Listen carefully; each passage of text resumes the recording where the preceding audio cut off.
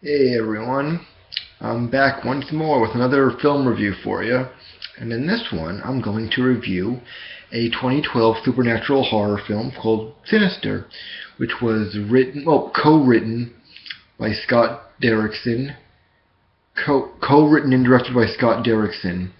Uh, a person named C. Robert Cargill also wrote the film with him, and it stars Ethan Hawke as Ellison Oswalt, who is I believe, a true crime writer who moves his family into this house that is the scene of where a family was recently murdered, and doesn't tell his wife or kids that the house was, that the murder in the house occurred.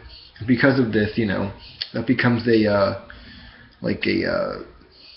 confrontation later on in the film. But first, I'll get to the main story or plot of the film, and that's one evening he goes up into the attic and finds this box that has all of these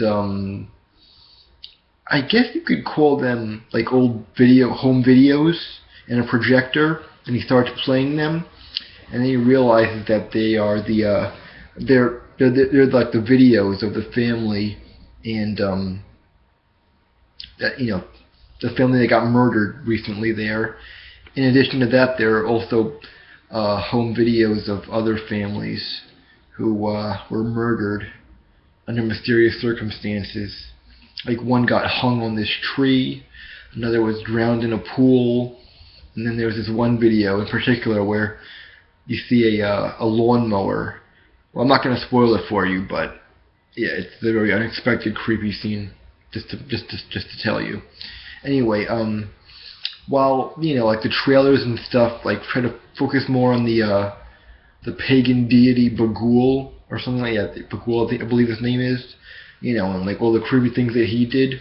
The film itself focuses more on Ethan Hawke's character Ellison Oswalt, who, by the way, is based off of Patton Oswalt and Harlan Ellison. Like, the name is like a combination of those two actors, actor slash writer, because Ellison was a writer and Oswalt's an actor and a comedian. Anyway, yeah, it sort of plays off like a truce, like a crime film, because it focuses on him trying to figure out like what happened to the families and who was responsible, and piecing the clues together and unraveling the mystery and all that other good stuff. So it has a very mysterious air to it over the course of the film. And as far as whether or not it was scary, yeah, it was pretty scary. There were many scenes during the course of the film that had me genuinely frightened, although nothing on par with like Insidious, but still, it was eerie. It was a good horror film. It scared me many times, and it as for the pagan deity Bagul, he never speaks during the film, but there are certain scenes of him where he's just standing there, or he slightly moves his head, or he's under the water in the pool, and there are also these creepy kids, of course.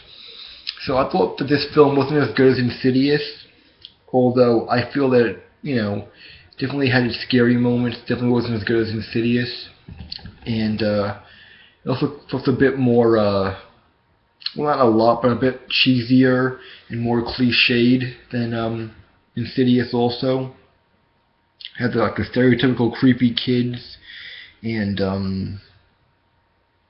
it also, it had a lot of scenes that you expected a typical horror film to have, and it's like part found footage and part traditional film, and it's a good mix. It's definitely a bit original in that regard. So it's a good film. It's a good it's like a plus to the film, I suppose. And the whole film basically deals with him trying to find out who was responsible. After he finds out who was responsible for it, tries to find out if how to stop him or something like that. I don't know. Anyway, I'm not going to spoil the end for you, but let's just say it was a bit unexpected also, so that's also another positive toward the film.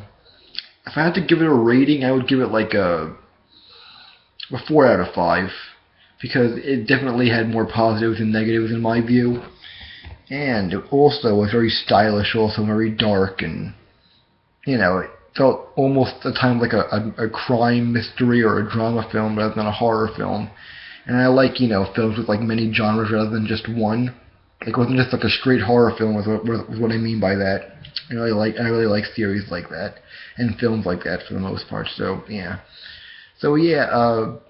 I would definitely recommend you checking it out. It's a pretty good, decent horror film. And if you liked Insidious, you probably like this as well. Like, if you liked Paranormal Activity, movies like that, you'd probably like this movie a lot more than if you like Cabin Fever or Hostel or Saw. Just saying.